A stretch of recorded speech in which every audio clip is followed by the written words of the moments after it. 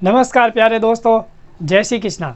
दोस्तों, मैं गिरधारी पालीवाल और मेरे YouTube चैनल के ऑनलाइन प्लेटफॉर्म पर एक बार फिर से आप सभी का हार्दिक स्वागत करता हूं। जैसा कि दोस्तों हमने शुरुआत की थी मैथ्स में प्रश्नोत्तरी की, जिसमें आज दूसरी क्लास है। जिन्होंने पिछला वीडियो सेशन नहीं देखा है उसे एक बार ज़रूर देख ले, क्योंकि हमने एक मैथ्स के हर टॉपिक्स और हर टाइप्स के क्वेश्चन का एक वीडियो सेशन लेकर आ रहे हैं, जिसमें हर तरह के क्वेश्चन आपको देखने को मिलेंगे जो आपके लिए एग्ज़ाम की दृष्टि से बहुत ही महत्वपूर्ण होंगे। और जिन्होंने इस चैनल को अभी तक सब्सक्राइब नहीं किया है वो इसे एक बार ज़रूर सब्सक्राइब कर दे और इस वीडियो को ज़्यादा से ज़्यादा शेयर कर दे, जिससे और विद्यार्थियों को भी इसका फ़ायदा हो सके। तो दोस्तों शुरू करते हैं आज के इस वीडियो सेशन की। क्वेश्चन आपकी स्क्रीन पर इस प्रकार है।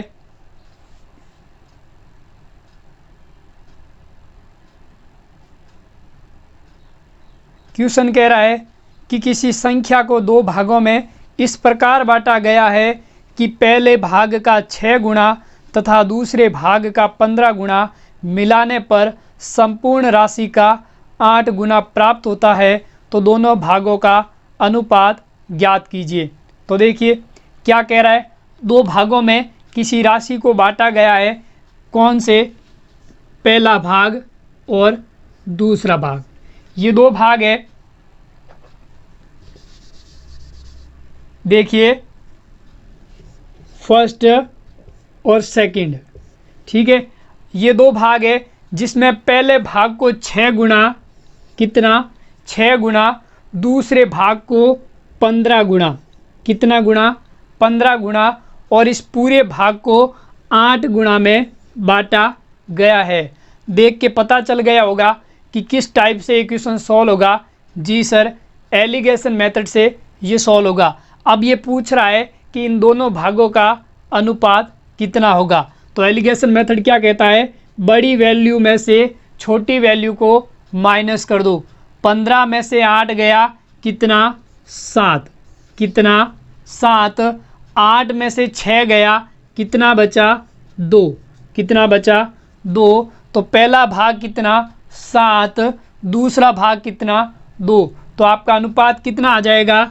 7:2। कितना आ जाएगा? 7:2। आपका ऑप्शन ए है जो क्या हो जाएगा? सही हो जाएगा। एक बार इसका स्क्रीनशॉट ले ले।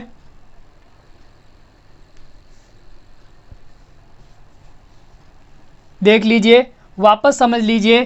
क्वेश्चन में कह रहा है कि एक भाग को 6 गुना, दूसरे भाग को 15 गुना में बांटा गया है और इस पूरे भाग को 8 गुना प्राप्त होता है। तो पहले और दूसरे भाग का अनुपात ज्ञात कीजिए। क्या कहा? 1 और 2। दो भाग है जिसमें पहले भाग को 6 गुना प्राप्त हुआ, दूसरे भाग को 15 गुना प्राप्त हुआ और दोनों भाग को मिलाकर 8 गुना प्राप्त हुआ। तो पूछ रहा है पहले और दूसरे भाग को कितना प्राप्त हुआ। एलिगेशन लगा दीजिए। 15 में से 8 गया 7, 8 में से 6 गया 2। तो पहले और दूसरे भाग का अनुपात कितना आ गया? 7:2। तो आपका ऑप्शन ए है वो क्या हो जाता है? सही हो जाता है। ठीक है दोस्तों, उम्मीद करता हूँ कि आपको समझ आ गया होगा। चलते हैं नेक्स्ट क्वेश्चन की तरफ।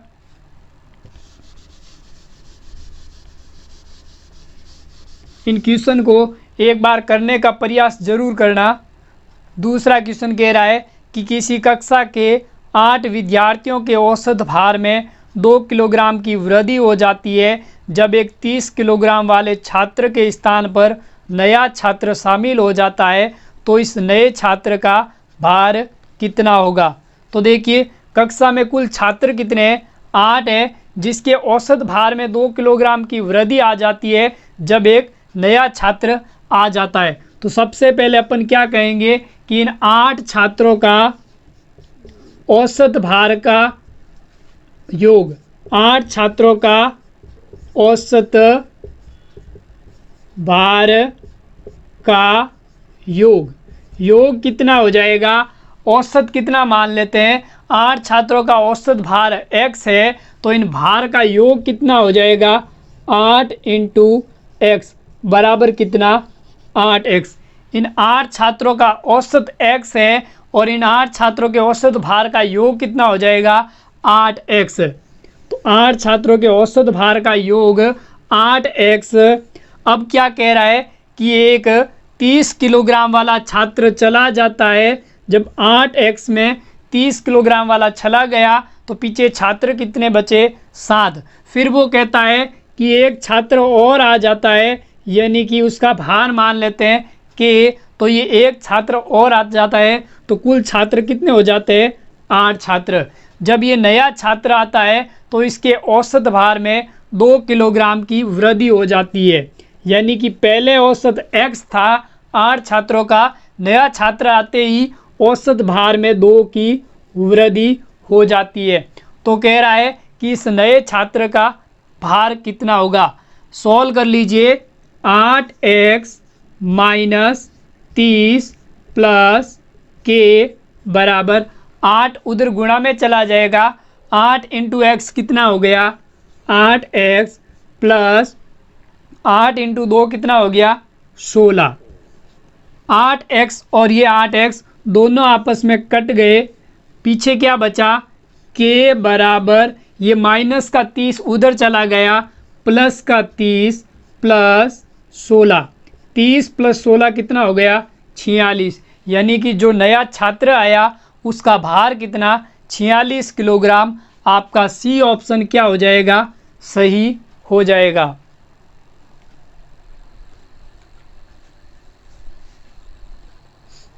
देखिए एक बार वापस समझ लीजिए। क्वेश्चन में कह रहा है कि 8 छात्रों के औसत में 2 किलोग्राम की वृद्धि हो जाती है जब एक 30 किलोग्राम वाला छात्र चला जाता है और एक नया छात्र आ जाता है। तो अपन मान लेते हैं कि 8 छात्रों का औसत x है, तो इन 8 छात्रों के औसत भार का योग 8 इंटू एक्स बराबर कितना 8x। फिर देखिए 8x 30 किलोग्राम वाला चला गया, पीछे छात्र 7 बचे, फिर एक के किलोग्राम का नया छात्र आ जाता है तो वापस छात्र कितने हो जाते हैं 8। जैसे ही नया छात्र आता है तो औसत में 2 की वृद्धि हो जाती है। पहले औसत x था, 2 की वृद्धि x प्लस 2। सॉल्व कर लीजिए। 8x माइनस 30 प्लस के बराबर 8 उधर गुणा में चला गया, 8 into x 8x plus 8 into 2 कितना हो जाता है 16। 8x से 8x कट हो गया, के बराबर कितना आ गया माइनस का 30 उधर गया, प्लस का 30 प्लस 30 और प्लस का 16 कितना हो गया 46, यानी कि नए छात्र का भार कितना हो जाएगा 46। एक और तरीका है उससे भी आपको समझा देता हूँ। देखिए मैंने आपको जो वीडियो सेशन हुए उसमें आपको बताया कि जब कोई जाता है तो बढ़ता है तो प्लस करेंगे और घटता है तब क्या करेंगे माइनस। क्या करेंगे माइनस। अब देखिए क्वेश्चन में क्या कह रहा है 30 किलोग्राम वाला छात्र चला गया। कितने किलोग्राम वाला 30 किलोग्राम वाला चला गया, जाता है तो औसत बढ़ता है तो प्लस करेंगे। 8 छात्र थे, औसत कितना बढ़ गया 2, यानी कि 8 इंटू 2 कितना 46। जाता है और औसत बढ़ता है तो प्लस करेंगे, 8 इंटू 2 16, 30 और 16 कितना हो गया 46। तो नया जो छात्र आया उसका भार कितना आ गया 46 किलोग्राम। इस तरीके से अगर आप करोगे तो आपके समय का भी बचत होगा और ज़्यादा से ज़्यादा आप पेपर को अटेंड कर पाओगे। तो दोस्तों उम्मीद करता हूँ कि ये तरीका भी आपको अच्छे से समझ आ गया होगा। चलते हैं नेक्स्ट क्वेश्चन की तरफ। इन क्वेश्चन को एक बार मिलाने का जरूर प्रयास करना, एग्जाम की दृष्टि से बहुत ही महत्वपूर्ण क्वेश्चन है। नेक्स्ट क्वेश्चन, दो संख्याओं का अनुपात 3:4 है। यदि इनका लसब 84 है तो दोनों संख्या ज्ञात कीजिए। तो देखिए दो संख्याओं का अनुपात कितना दिया हुआ है 3:4। कितना दिया 3:4 और इनका लसब कितना दे रखा है, लसब दे रखा है 84। तो आपको ये दोनों संख्या ज्ञात करनी है। लसब है 84 बट्टा अनुपातों के गुणों का इसमें भाग दे दीजिए 3:4। कितना आ जाएगा 84 बट्टा 12। कितना 84/12। 12 का भाग 84 में कितनी बार? 7 बार। कितनी बार? 7 बार। अब इस 7 का इन अनुपातों से गुणा कर दीजिए। 7 × 3 कितना? 21। 7 × 4 कितना? 28। तो दोनों संख्या क्या आ जाएगी? 21 और 28।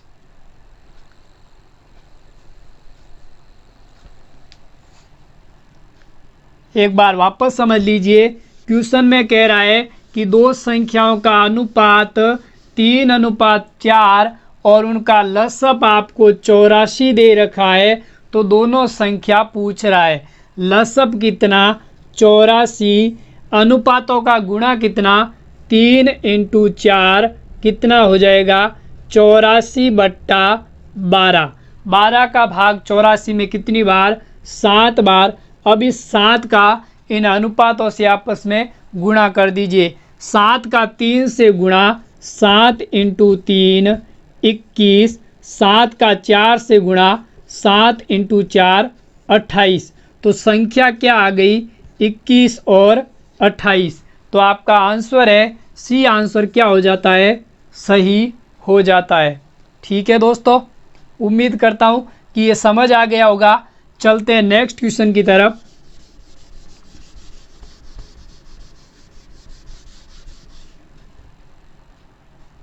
नेक्स्ट क्वेश्चन कह रहा है कि परीक्षा में उत्तीर्ण होने के लिए 40% अंक लाना अनिवार्य है। यदि विद्यार्थी को 270 अंक मिले और वह 10 अंकों से फेल हो गया तो इस परीक्षा का पूर्णांक कितना था?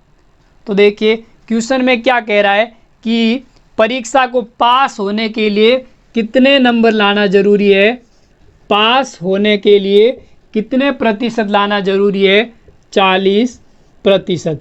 यानी कि जो विद्यार्थी 40% लेकर आएगा वो पास हो जाएगा। पर एक विद्यार्थी 270 नंबर लाकर 10 अंकों से फेल हो गया तो यहाँ पर पास पूर्णांक कितना है?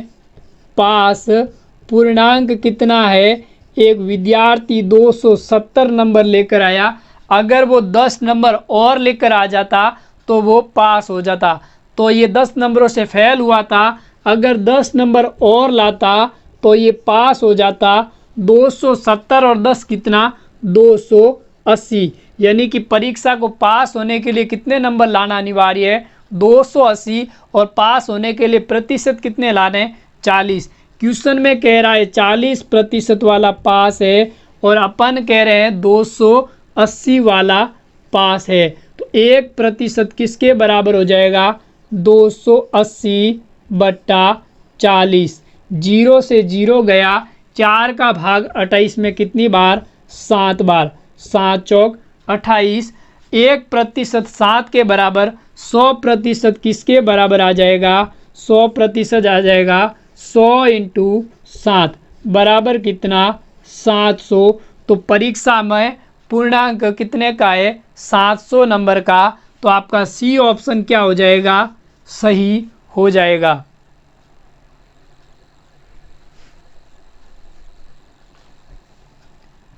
देखिए एक बार वापस समझ लीजिए। एक परीक्षा को पास करने के लिए 40% अंक लाना अनिवार्य है और एक विद्यार्थी 270 नंबर लेकर आया और 10 नंबर से फेल हो गया तो इस परीक्षा का पूर्णांक कितना? पास होने के लिए 40 नंबर अनिवार्य है और पास पूर्णांक कितना? पास पूर्णांक यानी एक विद्यार्थी 270 नंबर लाया और 10 नंबर से फेल हो गया, अगर वो 10 नंबर और लाता तो पास हो जाता। यानी कि पास होने के लिए 280 नंबर लाने होते हैं। क्वेश्चन में कह रहा है 40% वाला पास है और हम कह रहे हैं 280 वाला पास है। तो 1% किसके बराबर आ जाएगा? 280/40। 0 से 0 गया। 4 का भाग 28 में कितनी बार? 7 बार। 1% 7 के बराबर। तो 100% किसके बराबर आ जाएगा? 100 × 7 कितना आ जाएगा? 700। यानी कि परीक्षा का पूर्णांक कितना है? 700। ठीक है दोस्तों, उम्मीद करता हूँ कि आपको अच्छे से समझ आ गया होगा। चलते नेक्स्ट क्वेश्चन की तरफ। नेक्स्ट क्वेश्चन कह रहा है कि एक दुकानदार 1 रुपये में 24 टोपी बेचता है तो उसे 20% की हानि होती है, तो 20% लाभ कमाने के लिए 1 रुपये में कितनी टोपी बेचेगा। तो देखिए क्या कह रहा है, एक दुकानदार 1 रुपये में 24 टोपी बेचता है, तो ये मात्रा किस में दे रखी है, यानी कि रुपये बटा मात्रा। ये किस में दे रखा है, रुपये बटा मात्रा। अब वो कह रहा है कि एक दुकानदार 1 रुपये में 24 टोपी बेचता है तो उसे 20% की हानि होती है, यानी उसे 20% की हानि, 100 पर 20 की हानि 80। अगर वो इस पर 20% लाभ कमाना चाहे तो वो कितने में बेचेगा, 100 पर 20 का लाभ 120।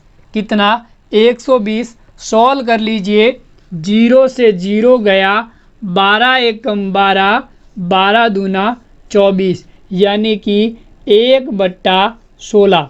यदि वो दुकानदार 1 रुपये में 16 टॉफ़ी बेचेगा तो उसे 20% का लाभ होगा। तो आपका आंसर बी है वो क्या हो जाएगा, सही हो जाएगा।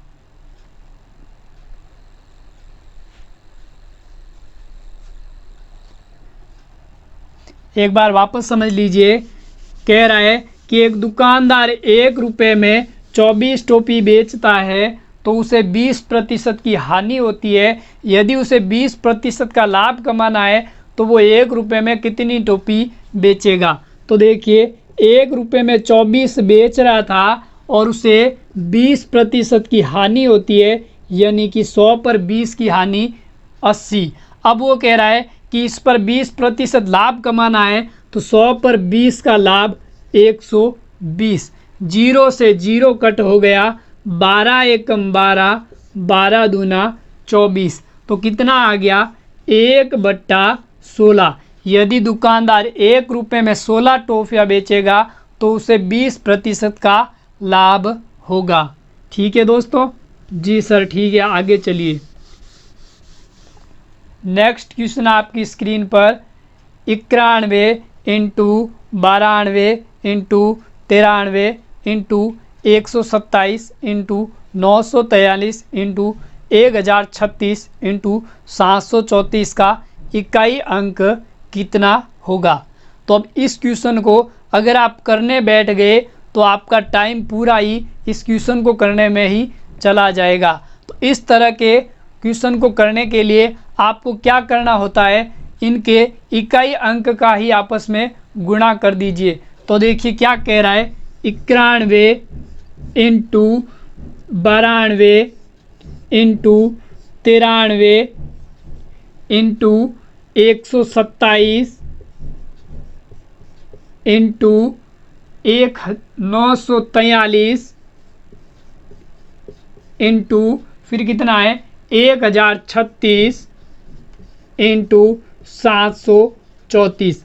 अब इतनी बड़ी संख्या को गुणा करना तो पॉसिबल नहीं है, तो क्या करना है, इनके इकाई अंक का गुणा कर दीजिए।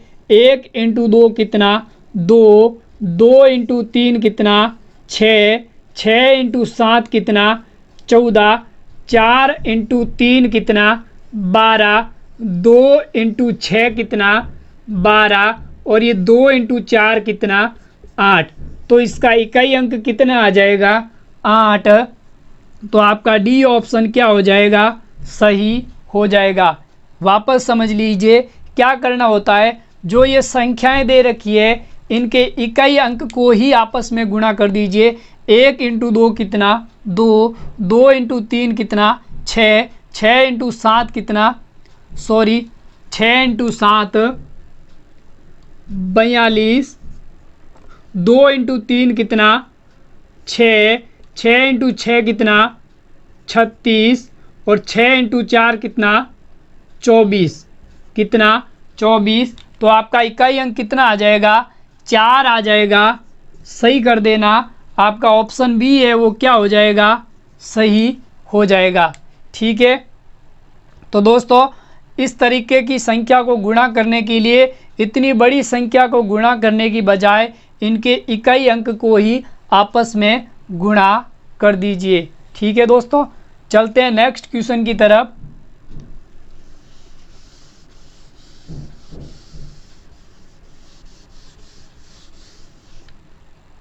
नेक्स्ट क्वेश्चन आपकी स्क्रीन पर कि मोहन ने कुछ राशि 9% वार्षिक दर पर उधार दी।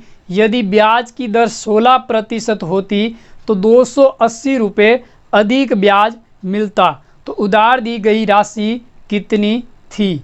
अब देखिए, पहले वो कह रहा है कि इसमें पहले दर 6% थी। कितनी थी? 9%। कितनी? 9%। अगर ब्याज की दर वो 16% लेता तो 280 रुपये अधिक मिलते। यानी कि वो सेकंड बार में कह रहा है कि यदि ब्याज की दर वो 16% लेता तो उसे कितना रुपए ज़्यादा मिलते? 280 रुपये। तो ये जो अंतर है 280, तो यहाँ पर ब्याज की दर का अंतर कितना?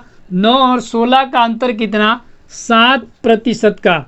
कितना? 7% का। और यहाँ पर अंतर कितना?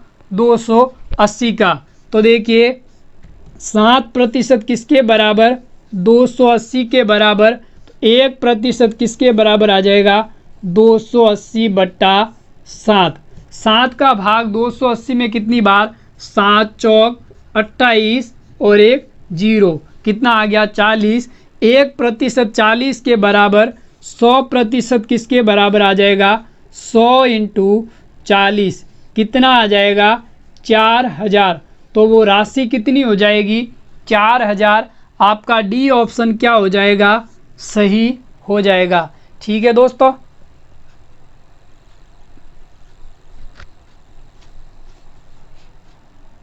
एक बार वापस देख लीजिए। क्वेश्चन में कह रहा है कि अगर ब्याज की दर 9% थी और 9 की जगह यदि ब्याज की दर 16% होती तो उसे 280 रुपये ज़्यादा मिलते। यानी पहले बार में ब्याज की दर 9% थी, दूसरी बार में वो कह रहा है कि अगर ब्याज की दर वो 16% लेता तो उसे 280 रुपये ज़्यादा मिलते। तो यहाँ पर 280 ज़्यादा मिलते। यहाँ ब्याज की दर कितनी ज़्यादा हो रही है? 9 से 16 7% ज़्यादा हो रही है। तो 280, ये कह रहा है 280 ज़्यादा मिलते। यहाँ पर ब्याज की दर 7 है।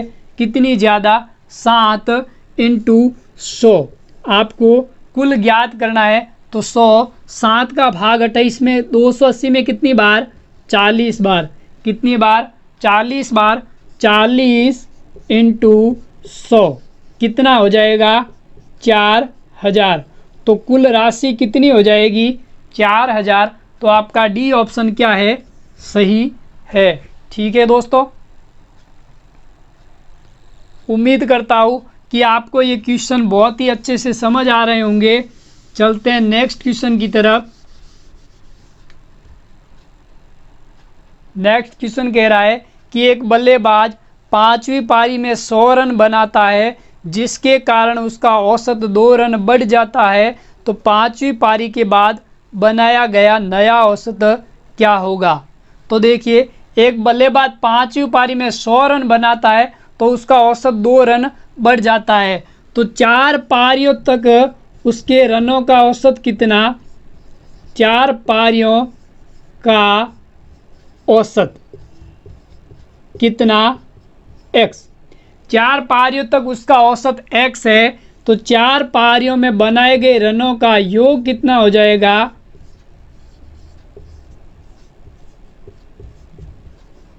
योग क्या हो जाएगा? औसत इंटू संख्या। 4 × x बराबर कितना हो जाएगा? 4x। अब एक बल्लेबाज की 4 पारियों तक बनाए गए रनों का योग कितना? 4x। जैसे ही वो 5वीं पारी में 100 रन बनाता है तो कुल पारियां कितनी हो जाती है? 5। अब 5वीं पारी में 100 रन बनाएगा तो औसत 2 बढ़ जाएगा। यानी कि x पहले था, 2 बढ़ गया, x + 2 हो गया। तो वो कह रहा है कि उसका नया औसत कितना होगा? सॉल्व कर लीजिए। 4x + 100 बराबर 5 गुणा में चला गया, 5 इंटू एक्स कितना 5x प्लस 5 इंटू 2 कितना 10। तो देखिए ये 100 इधर 100, ये प्लस का 10 इधर आ गया, माइनस का 10 बराबर 5x माइनस 4x। तो देखिए 5x में से 4x गया, पीछे कितना x बराबर 100 माइनस 10 कितना 90, यानी कि x बराबर 90 आ गया। तो अभी तक आपका आंसर नहीं आया है, क्योंकि ये जो औसत है ये 4 पारियों का औसत है, 5वीं पारी में उसका औसत 2 बढ़ जाता है। तो x प्लस 2 90 प्लस 2 कितना हो जाएगा 92, कितना हो जाएगा 92। तो आपका आंसर सी है वो क्या हो जाएगा, सही हो जाएगा। ठीक है दोस्तों,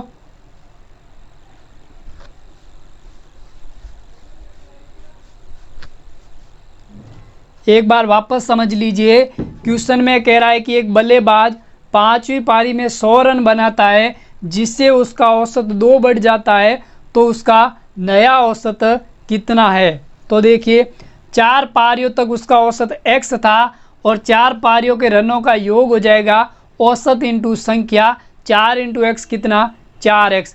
फिर देखिए 4x 4 पारियों के रनों का योग प्लस वो 5वीं पारी में 100 रन बनाता है, तो कुल पारियां 5 हो जाती है। तो औसत में 2 की वृद्धि हो जाती है।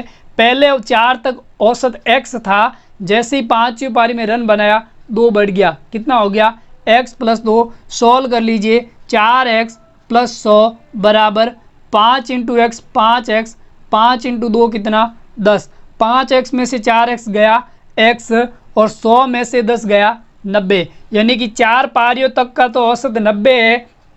5वीं पारी में औसत कितना हो जाएगा 2 बढ़ जाएगा, 90 प्लस 2 कितना 92। ठीक है दोस्तों, उम्मीद करता हूँ कि आपको समझ आ गया होगा।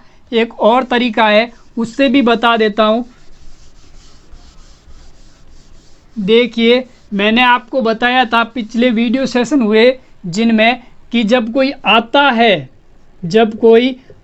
है तो औसत बढ़ता है तब तो करेंगे माइनस, और औसत घटता है तब करेंगे प्लस।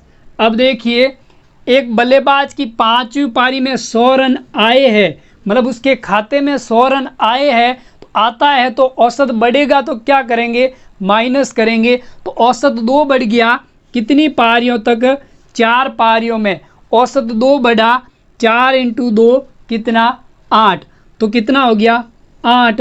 अब जब बढ़ता है तो क्या करेंगे माइनस, 100 में से 8 गया कितना 92, तो उसकी 5वीं पारी तक का औसत कितना हो जाएगा 92। तो आपका सी ऑप्शन क्या हो जाएगा, सही हो जाएगा। ठीक है दोस्तों, चलते हैं नेक्स्ट क्वेश्चन की तरफ।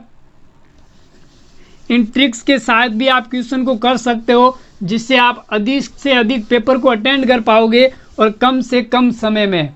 ठीक है दोस्तों, नेक्स्ट क्वेश्चन कह रहा है कि यदि 40 मजदूर किसी काम को 20 दिन में पूरा करते हैं तो 10 मजदूर उसी काम को कितने दिन में पूरा करेंगे।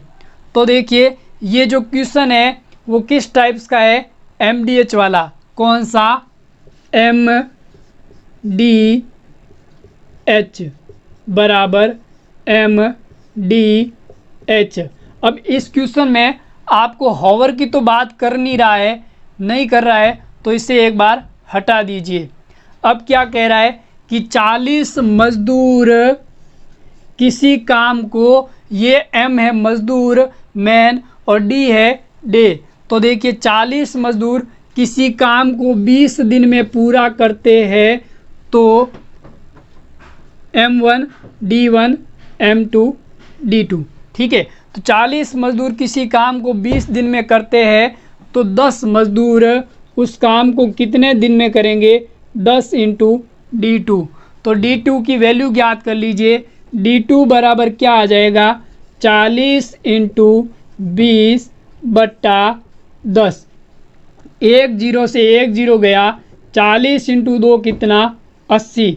तो वो मजदूर कितने दिन में कार्य पूरा करेंगे, 80 दिन में। तो आपका डी ऑप्शन क्या हो जाएगा, सही हो जाएगा। एक बार वापस समझ लीजिए। क्वेश्चन में कह रहा है कि 40 मजदूर किसी काम को 20 दिन में करते हैं, तो 10 मजदूर उस काम को कितने दिन में करेंगे। मजदूर कितने 40, कितने दिन में काम करते हैं 20 दिन में। फिर वो कह रहा है कि अगर मजदूर 10 हो तो वो काम कितने दिन में होगा, D2 दिन में। D2 की वैल्यू ज्ञात करनी है, 40 इंटू 20 बट्टा 10 भाग में आ जाएगा बराबर D2। सॉल्व कर लीजिए, 0 से 0 गया, 40 इंटू 2 कितना हो जाएगा 80, मतलब वो कितने दिन में कार्य पूरा करेंगे 80 दिन में। ठीक है दोस्तों, एक बार स्क्रीनशॉट ले ले इसका।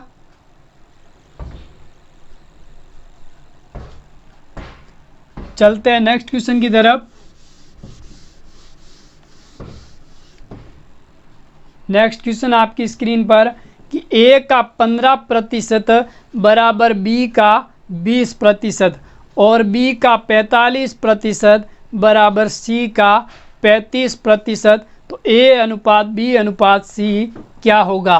तो देखिए क्या कह रहा है, A का 15% का मतलब गुणा 15% यानी कि बट्टा में 100, प्रतिशत हटाएंगे क्या आ जाएगा बट्टा में 100, बराबर क्या है B का 20%, यानी B इंटू 20% हटाया बट्टा में क्या आ गया 100। फिर वो कह रहा है कि B का 45%, B इंटू 45 बट्टा 100 किसके बराबर है, C के 35% के, यानी कि C इंटू 35 बट्टा 100। अब वो क्या पूछ रहा है, A अनुपात B अनुपात C। तो देखिए इसको देखिए, ये 100 और 100 ये आपस में क्या हो गया कट, और इस इक्वेशन में ये 100 और 100 क्या हो गए कट। तो देखिए A इंटू बी बराबर A इंटू 15 बराबर B इंटू 20, तो A बट्टा B कितना आ गया 20 बट्टा 15, ये B बट्टा में आ गया, इंटू 20 उधर रह गया, और ये 15 गुणा में नीचे भाग में आ गया। ठीक है, और दूसरे में क्या हो जाएगा B बट्टा C बराबर क्या आ जाएगा 35 बट्टा 45। ठीक है, अब ये संख्या कट रही है तो काट दीजिए, कितना हो जाएगा, ये किससे कट रहा है 5 चौक 20, 5 तिया 15, 7 पंजे 35 और 9 पंजे 45। ठीक है, अब A अनुपात B कितना 4 अनुपात C आपको ज्ञात करना है, A अनुपात B अनुपात C। तो देखिए A अनुपात B कितना 4 अनुपात 3 और B अनुपात C कितना 7 अनुपात 9। अब देखिए जो जगह खाली है उसे भर दीजिए, 3 के आगे जगह खाली, 3 को आगे बढ़ा दिया, 7 के आगे जगह खाली, 7 को आगे बढ़ा दिया। अब इनको गुणा कर लीजिए, 4 इंटू 7 कितना 28 अनुपात 3 इंटू 7 कितना 21 अनुपात 9 इंटू 3 कितना 27, कितना 27। अब संख्या कट रही तो काट दीजिए, 3 का भाग 7, 9 या 27, 7 या 21, और ये संख्या किससे कट रही है 3 4, किसी से नहीं कट रही है, तो इसका अनुपात कितना हो जाएगा 28 अनुपात 21 अनुपात 27, कितना हो जाएगा 27। ठीक है, इसे एक बार छाप लीजिए।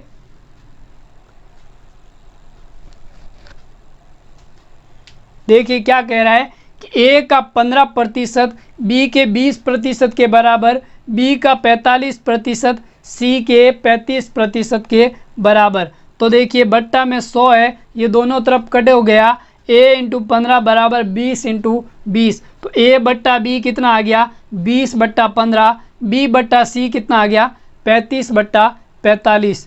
संख्या कट रही है तो 7 बट्टा 9 और 4 बट्टा 3। A अनुपात B अनुपात C ज्ञात करना है, तो A अनुपात B कितना 4 अनुपात 3, B अनुपात C कितना 7 अनुपात 9। जो जगह खाली है उसे आगे बढ़ा दिया, 3 के आगे जगह खाली 3 को बढ़ा दिया, 7 के आगे जगह खाली 7 को बढ़ा दिया। अब आपस में गुणा कर दीजिए, 7 × 4 28, 3 × 7 21, 3 × 9 कितना 27। तो आपका अनुपात कितना आ गया 28:21:27। ठीक है दोस्तों, चलते हैं नेक्स्ट क्वेश्चन की तरफ।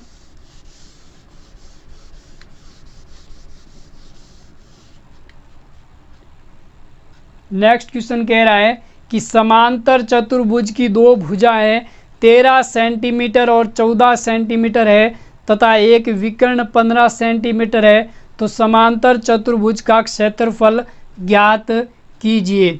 तो देखिए, एक समांतर चतुर्भुज है वो इस प्रकार है, किस प्रकार, इस प्रकार। ठीक है, अब इस समांतर चतुर्भुज की एक भुजा तो 13 सेंटीमीटर, ठीक है, और दूसरी भुजा कितनी 14 सेंटीमीटर। फिर वो कह रहा है कि इसका विकर्ण कितना है 15 सेंटीमीटर, कितना 15 सेंटीमीटर। तो इस समांतर चतुर्भुज का क्षेत्रफल ज्ञात कीजिए। यहाँ पर देखिए दो त्रिभुज बन रहे हैं, ये दोनों त्रिभुज क्या है जी सर, ये दोनों त्रिभुज विषमबाहु त्रिभुज है, जिसकी तीनों भुजाएं अलग अलग होती है, वो विषमबाहु त्रिभुज कहलाता है। तो इन एक विषमबाहु त्रिभुज का क्षेत्रफल ज्ञात कर लीजिए, उसको 2 से गुणा कर लीजिए, तो आपके पास इस समांतर चतुर्भुज का क्षेत्रफल आ जाएगा। इसको नाम दे दीजिए ABCD। तो देखिए ABCD का क्षेत्रफल बराबर क्या हो जाएगा 2 × विषमबाहु त्रिभुज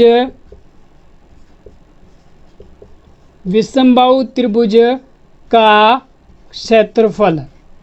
तो देखिए इसका क्षेत्रफल क्या हो जाएगा 2 × विषमबाहु त्रिभुज का क्षेत्रफल क्या होता है, आपको फॉर्मूला पता होना चाहिए। क्या होता है S - A S - B S - C। अब यहाँ पर ABC क्या है, इस विषमबाहु त्रिभुज की तीनों भुजाएं हैं, और S क्या है, S है अर्ध परिमाप। अर्ध परिमाप क्या होता है, तीनों भुजाओं का योग A + B + C/2। तो अर्ध परिमाप ज्ञात कर लीजिए, 13 + 14 + 15/2। सॉल्व कर लीजिए, 13 और 14 कितना 27, 27 और 15 कितना 7 × 5 = 12, 2 और 1 3 और 1 4, कितना आ गया 42, 42/2 कितना 21, कितना 21, यानी कि S की वैल्यू कितनी 21। यहाँ लगा दीजिए वैल्यू को, S S - A S - B S - C। तो देखिए 2 × S कितना 21 कोष्टक 21 माइनस एक भुजा कितनी 13 कोष्टक 21 माइनस दूसरी भुजा कितनी 14 कोष्टक तीसरी भुजा कितनी 15, यानी 21 माइनस 15। सॉल्व कर लीजिए, 2 × 21 में से 13 गया कितना 8, × 21 में से 14 गया कितना 7, × 21 में से 15 गया कितना 6, कितना 6। अब इसका आपस में गुणा कर लीजिए, एक बार इसको साफ कर लेते हैं। देखिए कितना आ रहा है 2 × √7 × 6 कितना 42, 42 × 8 कितना हो जाएगा 21, × 42 × 8, 8 दूनी 16, 8 × 4 32, 32 और 1 33, कितना 336। 2 × 21 का गुणा कर दीजिए 336 से,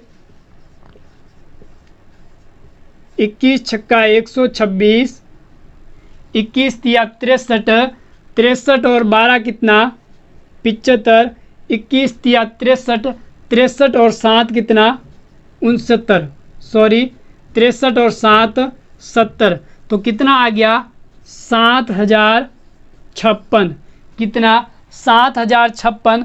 अब ये 7056 किसका स्क्वायर रूट है 84 का, तो 2 इंटू 84 बराबर कितना आ गया 4 दूनी 8, 8 दूनी 16।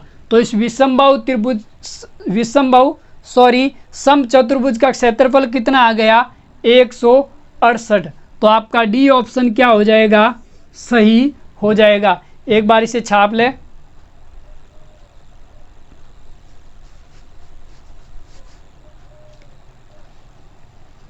देखिए वापस समझ लीजिए क्या कह रहा था कि एक सम चतुर्भुज के एक भुजा 13 सेंटीमीटर और 14 सेंटीमीटर है और उसका विकर्ण 15 सेंटीमीटर है, तो इसका क्षेत्रफल ज्ञात कीजिए। तो इसका विकर्ण दे रखा है, तो ये दो त्रिभुज बन रहे हैं। कौन से त्रिभुज बन रहे हैं जी सर, विषमबाहु त्रिभुज बन रहे हैं। विषमबाहु त्रिभुज क्या होता है जिसकी तीनों भुजाएं असमान। तो देखिए इसकी तीनों भुजाएं असमान है, तो विषमबाहु त्रिभुज का क्षेत्रफल ज्ञात कर लीजिए।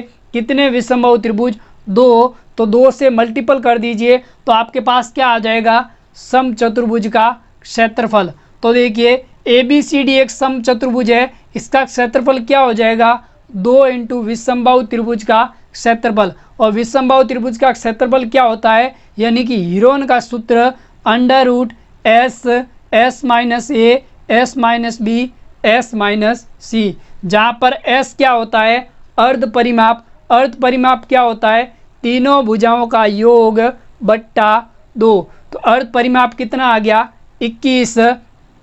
S की वैल्यू कितनी 21, तो 21 माइनस 13, 21 माइनस 14, 21 माइनस 15, ऊपर क्या लगा हुआ है √।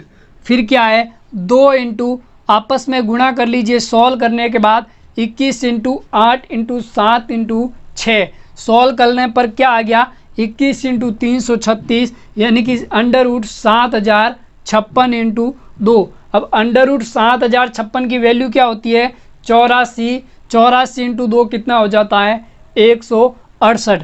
तो आपका आंसर है जो डी आंसर क्या हो जाता है सही हो जाता है। उम्मीद करता हूँ कि आपको अच्छे से समझ आ गया होगा। इसको एक बार ज़रूर करने का प्रयास करना, आपको बहुत ही अच्छे से समझ आ जाएगा। चलते हैं नेक्स्ट क्वेश्चन की तरफ।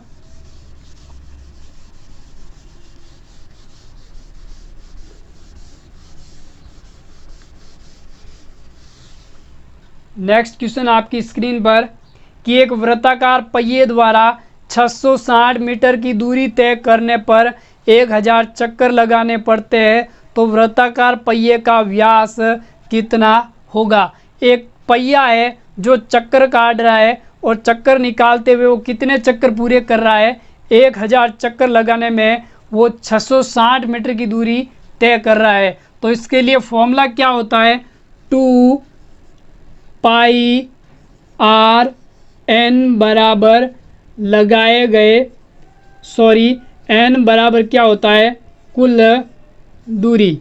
क्या होता है कुल दूरी, जहाँ पर एन क्या है एन है लगाए गए चक्कर। क्या है लगाए गए चक्कर, ठीक है। तो 2 पाई आर एन बराबर क्या हो जाता है दूरी। तो सॉल्व कर लीजिए 2 इंटू 22/7 इंटू आर इंटू चक्कर कितने हैं 1000, कितने 1000 बराबर कुल दूरी कितनी है 660, कितनी 660। आपको ज्ञात क्या करना है 2r व्यास ज्ञात करना है। तो 22 से ये कितनी बार कट गया 22 या 66 30 बार। तो देखिए 2r बराबर कितना हो गया 7 उधर गुणा में चला गया 30 इंटू 7 बट्टा ये 1000 इधर भाग में आ गया। सॉल्व कर लीजिए 2r बराबर कितना हो गया 30 इंटू 7 कितना 210 बट्टा 1000। 0 से 0 कट हो गया 2r बराबर कितना आ जाएगा 2r बराबर 0.21, कितना आ जाएगा 0.21। तो उस वृत्ताकार पहिए का व्यास कितना 0.21 मीटर। तो आपका आंसर क्या हो जाएगा, बी आंसर सही हो जाएगा। ठीक है दोस्तों,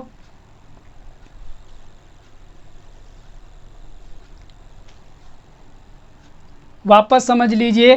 क्वेश्चन में कह रहा है कि एक वृत्ताकार पहिए द्वारा 660 मीटर की दूरी तय करने में कितना समय लगेगा। ठीक है, दूरी तय करने में वो 1000 चक्कर लगाने पड़ते हैं। तो वृत्ताकार पहिए का व्यास पूछ रहा है, तो क्या फॉर्मूला होता है, 2πr/n बराबर कुल दूरी। क्या होता है, कुल दूरी। n बराबर क्या होता है, पहिए द्वारा लगाए गए चक्र, और बराबर में क्या दे रखा है, दूरी। तो 2 × 22/7 × r × कितने चक्कर 1000, कुल कितनी दूरी तय करता है 660 मीटर। आपको क्या करना है, व्यास ज्ञात करना है। ये 22 किससे कट रहा है, 660 से, कितनी बार 30 बार, कितनी बार 30 बार। 2 × r क्या हो जाता है, 2r बराबर क्या हो जाएगा 30, ये भाग में 7 उधर गुणा में चला गया × 7 बट्टा ये 1000 इधर भाग में आ गया। सॉल्व कर लीजिए, 30 × 7 कितना 210 बट्टा 1000। देखिए 0 से 0 कट हो गया, 100 का भाग 21 में 0.21 मीटर। और ये जो r होता है वो त्रिज्या होती है, तो व्यास क्या होता है, त्रिज्या का 2 गुणा। तो 2r बराबर कितना आ गया 0.21 मीटर, यानी कि वृत्ताकार पहिए का व्यास कितना 0.21 मीटर। उम्मीद करता हूँ कि आपको अच्छे से समझ आ गया होगा। चलते हैं नेक्स्ट क्वेश्चन की तरफ। इन क्वेश्चन को एक बार करने का जरूर प्रयास करना, आपके लिए बहुत ही अच्छे साबित होंगे। नेक्स्ट क्वेश्चन कह रहा है कि वृत्त की त्रिज्या में 20% की वृद्धि की जाए तो उसके क्षेत्रफल में कितने प्रतिशत की वृद्धि होगी। तो देखिए क्या कह रहा है कि वृत्त की त्रिज्या में 20% की वृद्धि, तो उसके क्षेत्रफल में क्या परिवर्तन होगा। वृत्त का क्षेत्रफल कितना होता है πr², r1² बराबर πr2²। तो देखिए पहले क्या कह रहा है 20% की वृद्धि, यानी कि 20/100, यानी कि कितना आ जाएगा 1/5, यानी कि पहले वृत्त की त्रिज्या 5 थी, वृद्धि करने पर कितनी हो रही है 6।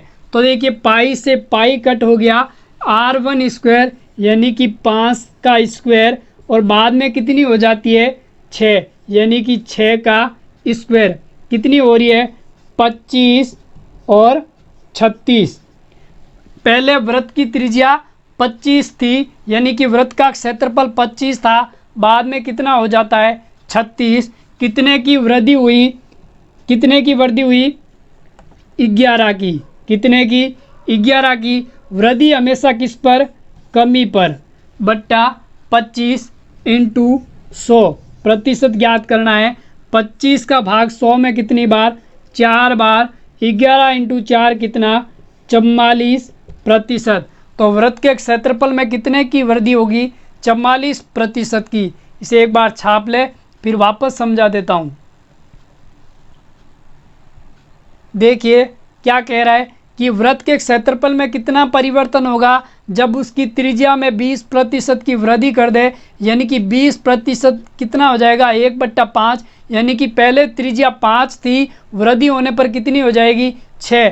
तो पहले क्षेत्रफल πr1², जैसे ही त्रिज्या में वृद्धि की क्षेत्रफल πr2², पाई से पाई कट गया, तो r1² बराबर r2², यानी कि पहले त्रिज्या 5 थी, 5 का स्क्वायर 25, बाद में कितनी हो गई 6, 6 का स्क्वायर 36, यानी कि क्षेत्रफल पहले 25 बाद में 36। कितने की वृद्धि 11 की वृद्धि। वृद्धि हमेशा किस पर होती है, कमी पर, क्योंकि 25 और 36 में क्या कम है 25 × 100। 25 का भाग 100 में कितनी बार 4 बार, 11 × 4 कितना 44, ठीक है, एक और तरीका है, उससे भी कर लीजिए।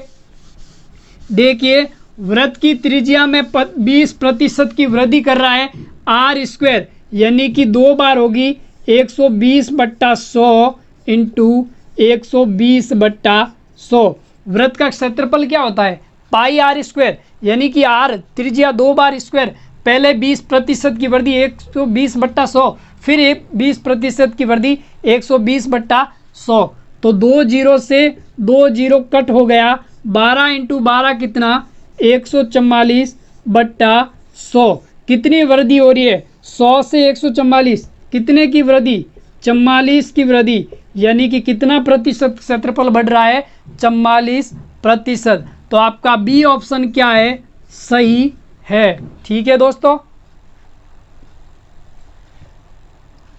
स्क्रीनशॉट ले लीजिए। जी सर ले लिया। चलते हैं नेक्स्ट क्वेश्चन की तरफ। जी सर चलिए, नेक्स्ट क्वेश्चन आपकी स्क्रीन पर है कि एक समकोण त्रिभुज की तीनों भुजाओं की लंबाई 6 सेंटीमीटर, 8 सेंटीमीटर और 10 सेंटीमीटर है, तो इस त्रिभुज के अंतःवृत्त की त्रिज्या ज्ञात कीजिए। क्या कह रहा है, एक समकोण त्रिभुज है। समकोण त्रिभुज क्या होता है, जिसका एक कोण 90 डिग्री का होता है, ए बी सी। अब क्या कह रहा है, जिसकी एक भुजा 6 सेंटीमीटर, दूसरी 8 सेंटीमीटर और तीसरी 10 सेंटीमीटर। सबसे बड़ी भुजा होती है वो समकोण त्रिभुज में क्या होती है, कर्ण, और ये जो ए बी है वो क्या है, आधार, और ए सी क्या है, लंब है। तो अब इस समकोण त्रिभुज के अंतःवृत्त की त्रिज्या का फॉर्मूला क्या हो जाएगा, समकोण त्रिभुज के अंतःवृत्त की त्रिज्या, क्या फॉर्मूला होता है, आधार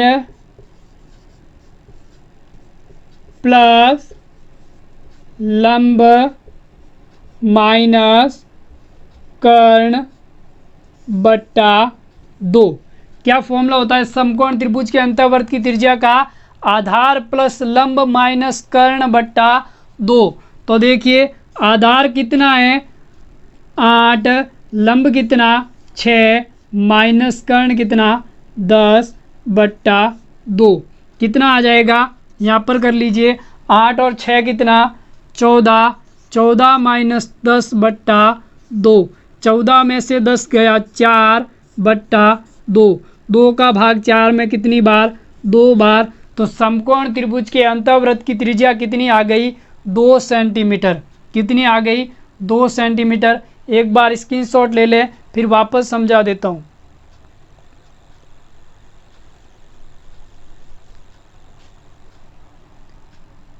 देखिए क्या कह रहा है कि एक समकोण त्रिभुज की तीनों भुजाएं 8, 6 और 10 सेंटीमीटर है, तो इस समकोण त्रिभुज के अंतःवृत्त की त्रिज्या ज्ञात करनी है।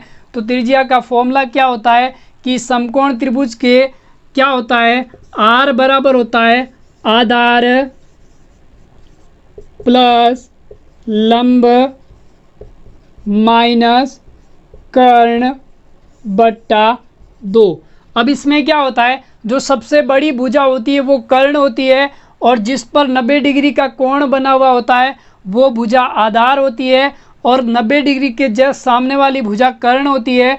तो सी भी कर्ण है, ए भी आधार है, और ए सी क्या है, लंब है। वैल्यू रख लीजिए, आधार कितना 8 प्लस लंब कितना 6 माइनस कर्ण कितना 10/2, 8 और 6 कितना 14, 14 में से 10 गया 4/2, 2 का भाग 4 में कितनी बार, 2 बार। तो इस समकोण त्रिभुज के अंतःवृत्त की त्रिज्या कितनी आ गई, 2 सेंटीमीटर। ठीक है दोस्तों, इसको एक बार स्क्रीनशॉट ले लें।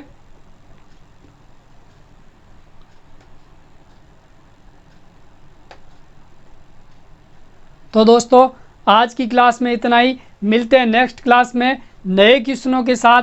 अगर दोस्तों आज का वीडियो आपको अच्छा लगा है तो इसे ज़्यादा से ज़्यादा लाइक और शेयर कर दें और इस चैनल को सब्सक्राइब ज़रूर करें। धन्यवाद।